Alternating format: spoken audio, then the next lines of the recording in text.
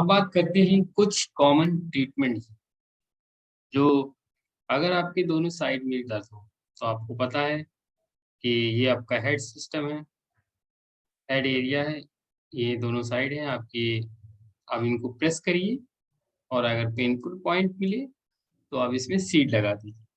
अब चलते हैं आगे, दूसरा देखते हैं। अगर आपके सामने दर्द हो तो आपका ये फ्रंट एरिया है, यहाँ पे मसाज करिए, अच्छे से मसाज करके सीड्स लगा दीजिए। आप एक काम और कर सकते हैं, ये दोनों हाथ में करिए, यहाँ भी कर सकते हैं, ये भी आपका जो है हेड सिस्टम है, सभी फिंगर पैरों की।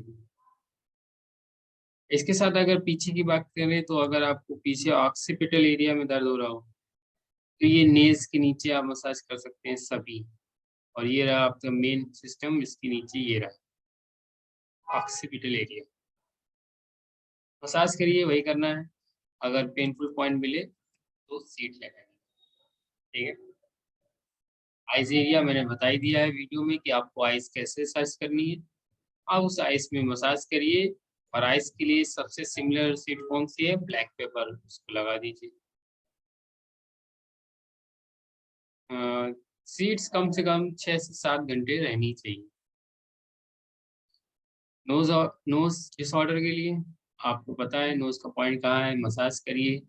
और अगर आपको पेनफुल पॉइंट मिले तो लगा दीजिए। दोनों हाथ में करिएगा आप, क्योंकि ये जनरल ट्रीटमेंट जनरल लोगों के लिए है, जिनको सुजोग के बारे में बिल्कुल नॉलेज नहीं है, तो उनको दोनों हाथ में करना चाहिए।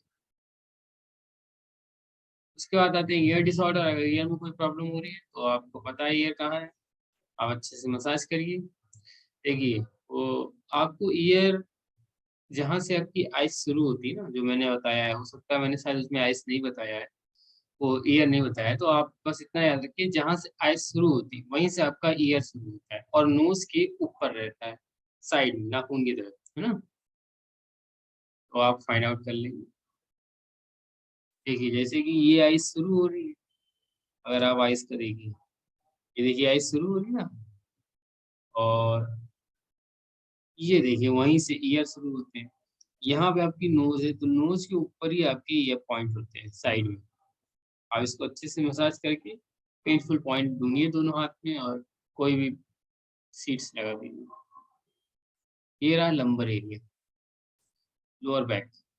कोई पेन हो यहाँ पे, मैंने आपको बताया है वीडियो में, अगर यहाँ ये लंबर एरिया है, नीचे कॉक्सिक है और सैक्रम है, ये आपका मिडिल एरिया है थोरेसिक वाला, ऊपर चलेंगे आप तो ये थोरेसिक वाला एरिया है, बीच में आपका लंबर एरिया है। और यहाँ पे आप मसाज करिए ये पूरी लाइन। और यहाँ पे आपके सबसे अच्छे जो सीट्स हैं वो पी सीट्स हैं, मटर के दाने, ड्राई मटर, जाते नहीं है ड्राई, हरी मटर नहीं। उसके बाद आप जो है ये जो प्लास्टर है, मस्टर्ड प्लास्टर, ये आप लीजिएगा पीली सरसों, ब्लैक आती है, ब्लैक नहीं, पीली सरसों को पीस के और हनी के साथ मिला के अगर यहाँ लगाएंगे तो ड्राई कफ में बहुत आराम मिलता है, बहुत जल्दी रिलीफ मिलता है। इसके अलावा एक काम और कर सकते हैं, आप जो है कफ के लिए यहाँ पे जिंजर भी लगा सकते हैं छोटे छोटे टुकड़े करके, और गार्लिक भी यूज कर सकते हैं, जिसमें भी आपको आराम मिल जाए, दोनों चीजें। लेकिन मस्टर प्लास्टर सबसे ज्यादा अच्छा होता है, और मस्टर प्लास्टर हार्ट के लिए भी बहुत अच्छा होता है। अगर आपको हार्ट में कोई अचानक से पेन हो रही है, जैसे एग्निया वगैरह या हार्ट अटैक का कोई पेन है, तो आप पहले अच्छे से मसाज करिए, भले ही पेशेंट खूब दबा के मसाज करिए, प्रेस करके। भले ही पेशेंट आउच बोले या कुछ भी बोले, लेकिन आपको मसाज भी देनी है जब भी हार्ट की कोई प्रॉब्लम आए तब। उसके बाद आपको 1-2 मिनट, उसके बाद आपको क्या कहते हैं, मस्टर प्लास्टर लगा देंगे। फिर उसके बाद आप उसको हॉस्पिटल ले जाइए। मतलब ये काम ऐसा नहीं है, देखिए जब हो सकता है कभी-कभी क्या होता है, आप मसाज करेंगे, पेशेंट कहेगा मुझे आराम मिल गया, लेकिन फिर भी आपको कोई रिस्क नहीं लेना है, आपको उसको तुरंत हॉस्पिटल ले जाना है।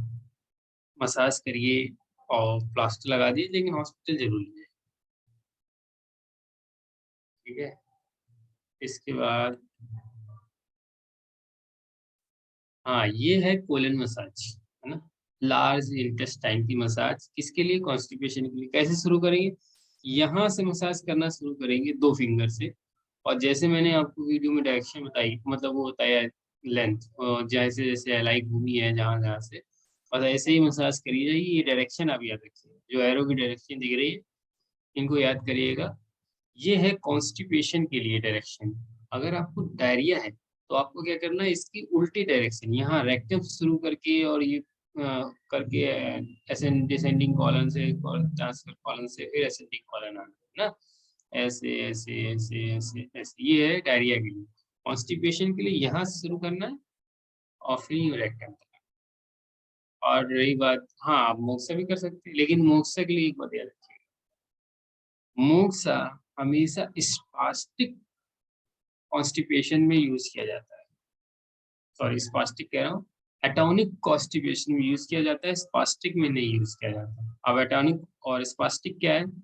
देखिए, अगर कोई बूढ़ा है, कोई एज्ड व्यक्ति है, 40 से ऊपर वाला है, या इन शॉर्ट जिसकी भी आंतें जो हैं या कोलन जो है वो वीक है, वहाँ पे मोक्सा यूज़ करिएगा, और उनको ही फाइबर डाइट लेनी चाहिए।